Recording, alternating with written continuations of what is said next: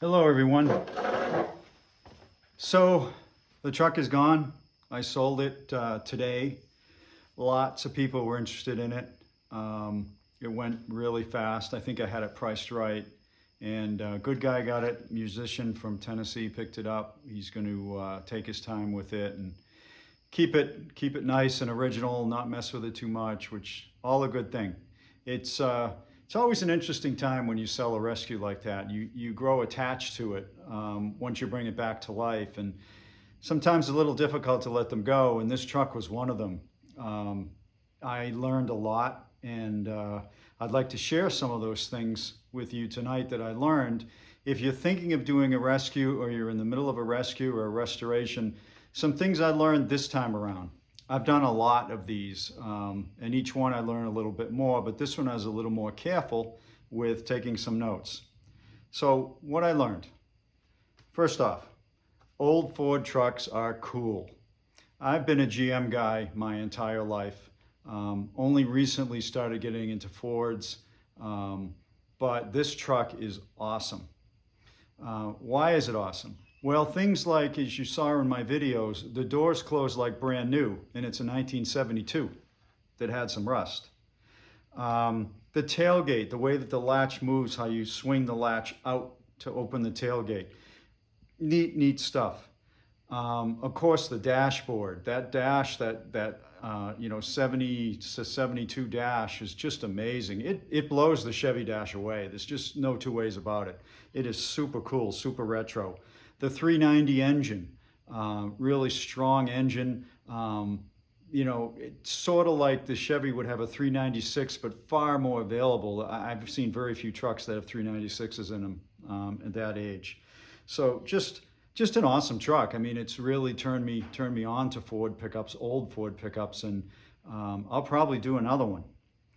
Another thing I learned, replace the rubber. As you saw in my videos, the brake hoses, one of them was shot. I replaced them. I had a gas line spring a leak. Just the rubber things need to be changed. Even the fuel pump, although the fuel pump was working well, I think that should have been changed as well, and probably will be over time.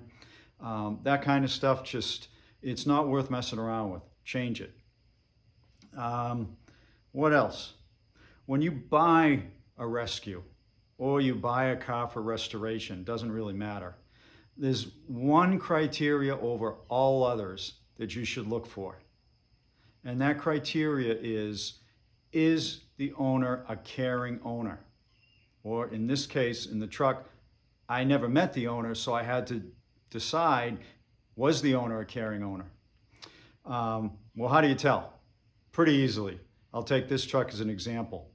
When I first looked at this truck, I think it was back in November, you can find that in my very first video when I found this at the estate sale.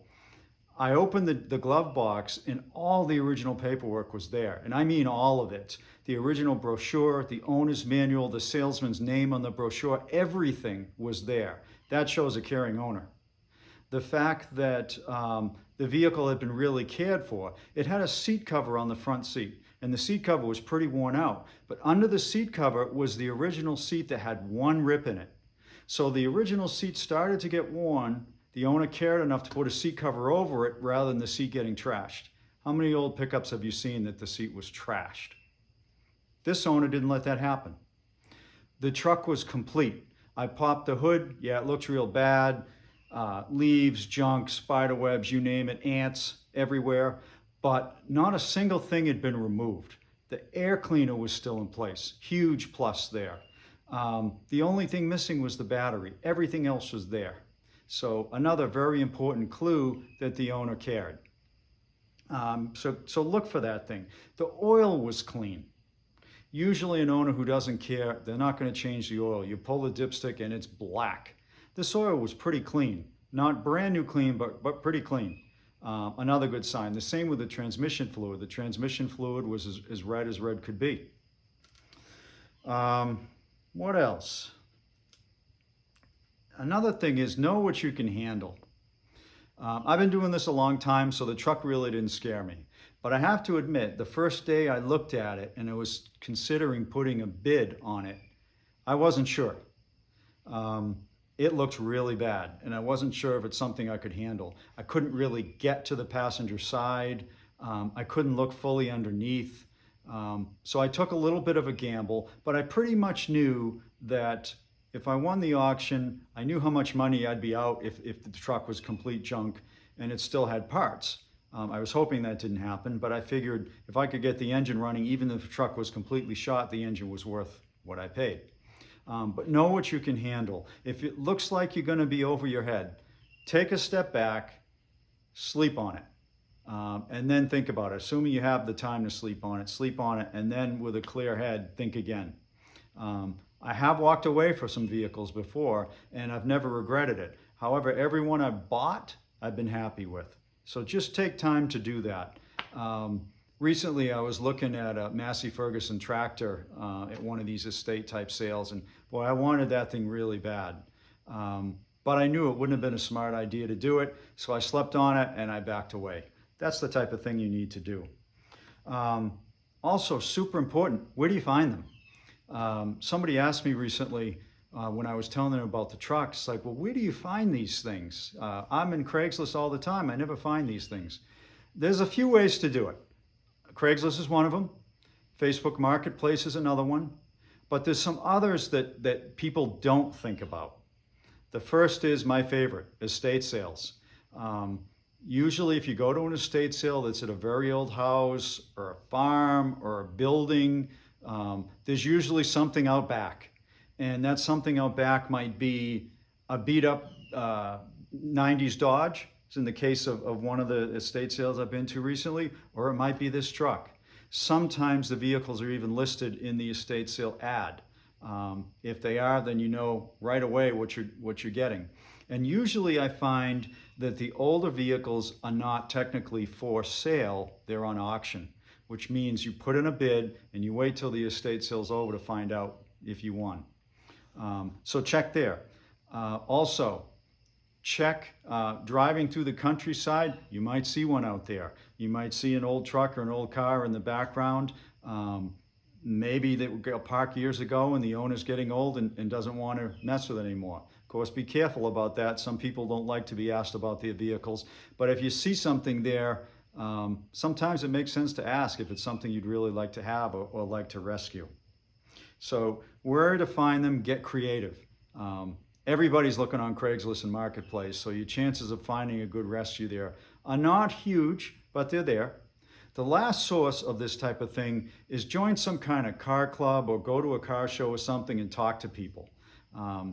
Usually everyone knows everyone, and in the car community they know their friend Joe who has 5 old Buicks behind his house that he'd like to get rid of, or something of that nature. So that's what I learned in getting this Ford running. So the next subject tonight is what's next. I have a few choices that I'm looking at right now, and I'd like you all to comment on this video with which one you think I should take on next. Which one would you enjoy most seeing rescued? Now I have the Rover. The Rover is in a recent video a few weeks back. I already bought that. I haven't got it home, so you haven't seen an update on it. But I've already bought it. So at some point I will be doing that one. That one's going to be very difficult because I know nothing about Rovers. But it's going to be very interesting because there's only a few hundred of those things in the entire USA. So that should be cool. But I have a line on a 73 International pickup. Do you all like Internationals? Do you think that would be cool for me to rescue one of those? Another Ford truck. This one's a 76. Would that be nice? I have a line on a 63 Chevy truck. It's a little bit rough. It needs a rescue big time. So that's another example. And then finally, I have a line on a Ford XL, 1970 Ford XL. That's a car. In 1970, it was a special model of the Ford Galaxy, and it had a really strange roof. Google it. They're very, very rare, and I do have a line on one. It's quite rusty, but it might be a really good rescue. It hasn't run in a very long time, but it's been family owned, so you know the story. It's probably been cared for. So that's another one. I also have some other videos coming up that are not rescues. On this thing here, I've got a rear wheel brake hanging up, so I'm going to be doing a little tutorial on drum brakes. And on that Jeep over there, I'm going to be putting a twin stick transfer case shift in. That should be a really fun video, because most people, when they look inside a Jeep, they're used to seeing one stick for the four-wheel drive. The conversion I'm doing is like the very, very old Jeeps. It has two sticks, which is, you know, super cool. Anyway, that's all for tonight. Thanks for watching. Subscribe. There's a lot of cool videos coming, and thank you for the support. I really appreciate it.